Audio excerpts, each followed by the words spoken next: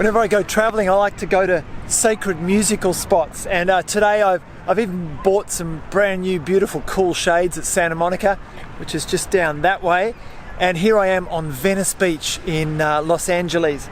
I'm just looking for the spot where Jim Morrison, the lead singer of The Doors, met keyboard player Ray Manzarek in 1965. They met on this beach. They had been at film school together, and that's when they formed The Doors, the beginnings of The Doors. And I'm just trying to find the actual spot where they met. And, oh, I think it's over here. Here we go. Oh man, I've got the actual sand. There it is. That Jim and Ray sat on back in 1965. I'm on an LA freeway this morning, not going too fast. The traffic's not so good. Otherwise I wouldn't be filming, I can promise you that. So my Doors pilgrimage continues. I'm going over to West Hollywood.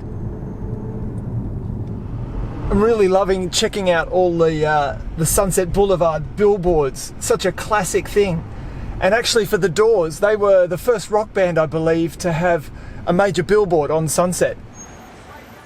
Okay, so The Doors' first gigs were at a club called the London Fog, and it was right here, 8919 Sunset Boulevard, and it's now the Like a Gentleman barbershop.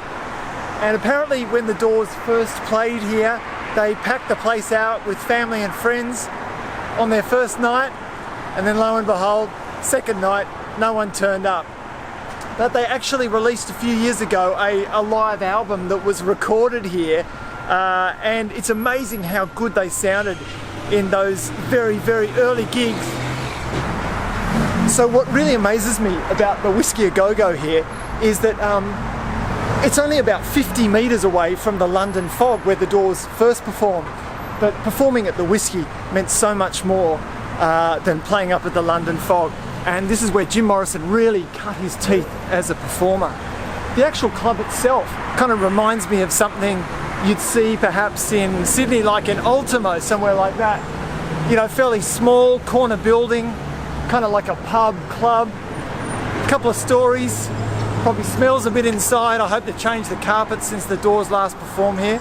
Now any self-respecting Doors fan has to call in to Barney's Beanery here on Santa Monica Boulevard. It's been here since 1920, and it was a famous haunt for many rock stars, actors, film writers, all sorts of people. Jim Morrison used to come here a lot, sit at the bar and drink, and his seat is still there. It's very famous because a number of things happened here. Quentin Tarantino more recently wrote Pulp Fiction while being in here, visiting here. Janis Joplin ate her last meal here, and Jim Morrison used to sit at the end of the bar. So, no, you're right. This is Derek. Derek, apparently you're sitting in Jim Morrison's seat, aren't you? Yeah, you got it. Do you sit here every day?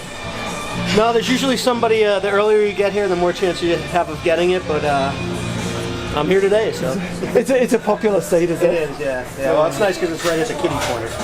Okay. Yeah, it's in a good location in the history. You can't beat it. Who the fuck are you? What are you doing? I'm just kind of a rock Tourist. rock tourist from Australia. Did you see the Janis Joplin thing on the table? No, what is it? Yeah. Show me, please. Guys. Alright, so this table used to be here. Oh, right, okay. Okay. So, I mean, she should have made it a little bigger, but it says Janice right there. She actually had her last meal here? Yeah. Her car was parked right here. She ate and drank here, and then went to like a hotel in Hollywood and had what's called a hot shot. It's like heroin and coke, and then That was died. it. Yeah. So you're a local in this area, Jim, are you? Yeah. And what do you like about Barney's and the West Hollywood area? It's very low key. Depends on where you go as far as West Hollywood. There are some, like you go up the Sunset Strip, there are areas that are like super nice. Like it's eclectic. I love the city, I really do. Yeah, right. Like you say, low key, so it's not nothing pretentious. Oh no, Anyone could come in here and feel relaxed. Oh no, you have I gotta tell you, you have people that are making $14,000 a year and rubbing elbows with people that are making, you know, they're millionaires, easy. So, and everybody's low key. Yeah, right. So, that's the cool thing about Barney's. So my Doors pilgrimage, rock pilgrimage, is drawing to an end. I've got my final location here. This is where the Doors had their offices, 8512 Santa Monica Boulevard. There's even a little plaque here commemorating that it was in this building that they recorded and mixed LA Woman, their final album, before Jim set off on his fateful trip to Paris. There's actually a very famous photo of them just standing on these stairs here. So it was inside these walls that the Doors recorded LA Woman.